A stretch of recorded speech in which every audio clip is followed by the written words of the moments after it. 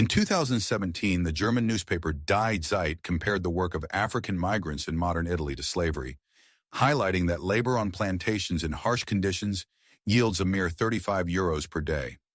This revelation horrified many Germans, who argued that 700 euros a month equated to a slave's salary, a rather humorous yet thought-provoking assertion. Is it so far from the truth? The only way to explore this concept is to delve into a day in the life of a real slave throughout the ages. Given the differences in conditions and lives of slaves spanning various eras, we'll invite several figures from the past to join us. To keep this discussion concise, we will break it down into several installments. Meet our first guest, Arrian. It's 410 BC, and Arrian is a typical Greek slave. As a teenager, he was captured in Africa by Greek soldiers during a skirmish. Ever since, he has resided in Athens, working for his master, Callimachus, and performing various tasks as directed. His options are limited. Greek tactics primarily involved enslaving foreigners to reduce the risk of revolts. With 35 slaves hailing from 12 different regions, communication is a challenge for Arrian, who is the only native speaker of his language in the household. While slave uprisings did occur, they were rare and often suppressed swiftly. Yet Arrian harbors a clear plan. History books often depict Greek slavery, especially in Athens, as brutal and oppressive. But certain nuances present a different perspective. Although slaves were deemed the property of their masters, it benefited the owner to maintain their slaves' well-being. Instances of cruelty did exist, but most slaveholders operated on rational grounds. If a slave was an asset, why not maximize their productivity?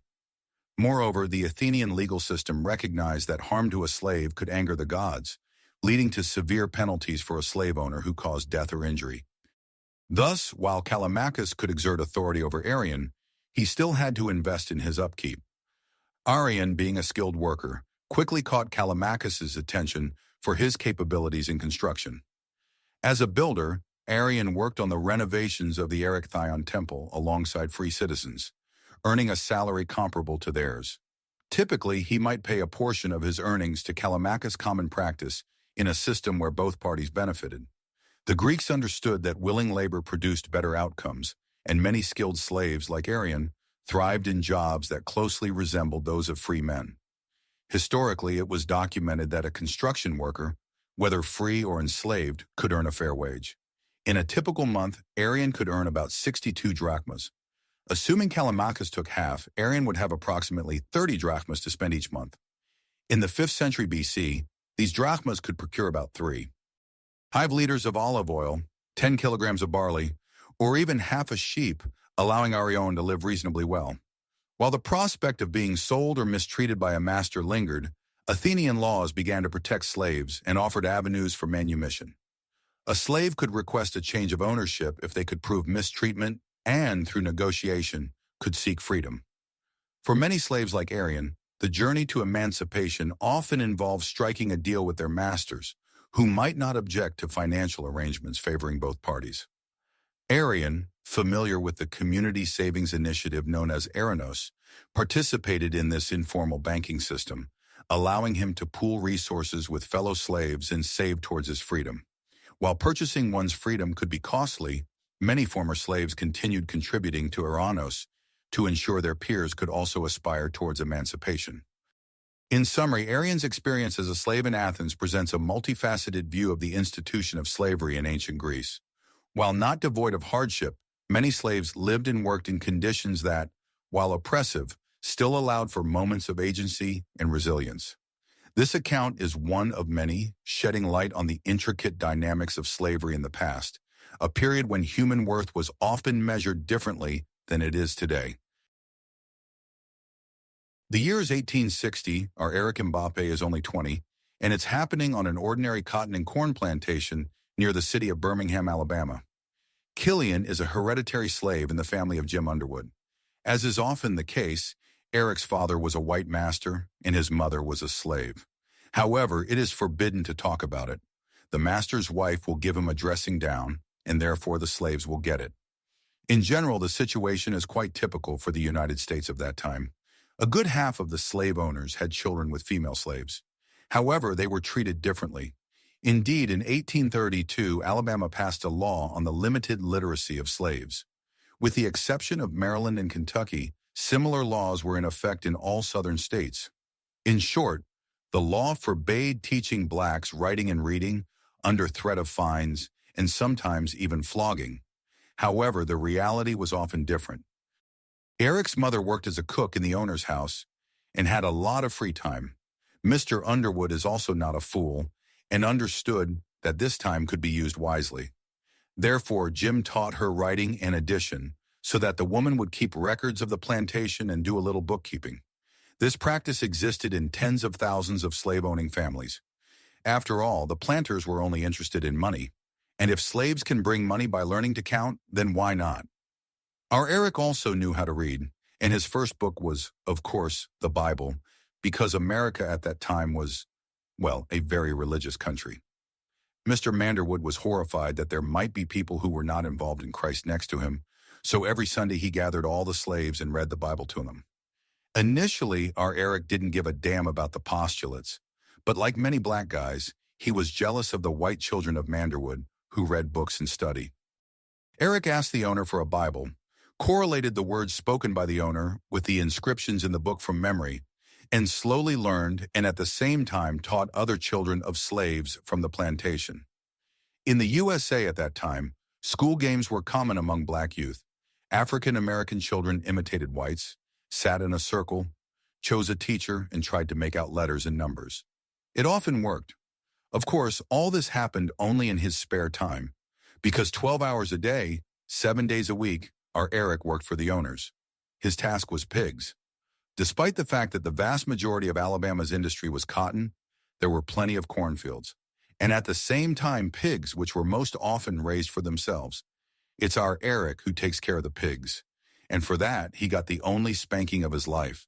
Pigs often like to feast on corn, and the owner has demanded 1,000 times from our Eric to make sure that they do not eat the precious commodity. But I couldn't keep track of one boar, and young Mbappe fucked the pig until I didn't want to. For this, the owner punished him. However, Killian does not hold a grudge, and in his 20s, he has already realized that it is impossible to harm animals. This is one of the few no's that Mbappe found logical, because African American slaves were not allowed many things. For example, to leave the plantation. Our Eric, along with other black youth, is naturally inquisitive, and often the guys run off into the woods at night to hunt animals. This often becomes a problem because throughout the United States of those times, there were special patrols that caught runaway slaves. Back in 1850, the U.S. Congress passed a law according to which it is possible to catch slaves even in states where slavery has been officially abolished. This gave rise to a whole caste of white bounty hunters. They caught slaves, returned them to their owners, and received good money. Such patrols terrified the slaves, and it was logical that our Eric was afraid of them like fire. After all, no matter how good the master was, such a patrol always beat the slave first and then dealt with it. Such disregard for slaves is not uncommon, not only on the part of patrols. One day the master took Killian and a couple of other slaves as movers. The guys were taking cotton to Newton, which is located in North Carolina, and there was also a large slave market there. Our Mbappe saw mountains of half-naked black guys who were forced to run to keep warm, and to sleep they were herded in a barn like animals.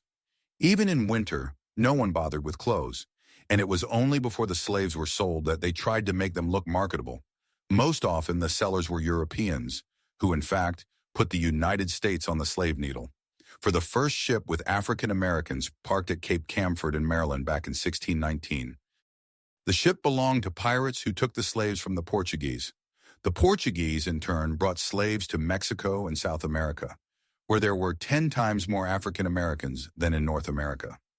The pirates didn't worry too much, exchanged the slaves for the first food they could find, and dumped them further into the sea. At that time, the United States did not exist yet, but the British and French colonies scratched their heads and decided to use African Americans as cheap labor. To do this, they began placing orders for slaves in their European countries. And so the institution of slavery was born, which was later inherited by the United States. It is important to understand that North America is a drop in the ocean of slave-owning affairs of those times. From 1555 to 1866, 12 million slaves were exported from Africa to America, and only 400,000 of them were destined for North America. The vast majority of slaves went to Brazil and the Caribbean, and those that reached the United States were taken over, sent to cotton, sugar, and tobacco plantations. Because a funny triangle has formed. Cotton, which is grown by the owner of Arquillian, is in great demand in Europe. Europe, in turn, trades it with its African colonies. The colony doesn't have much money, but it's full of slaves who pay for the goods. And these same slaves are resold in the United States in exchange for tobacco, corn, and cotton, thereby closing the circle. A circle in which money guides everything. Indeed, in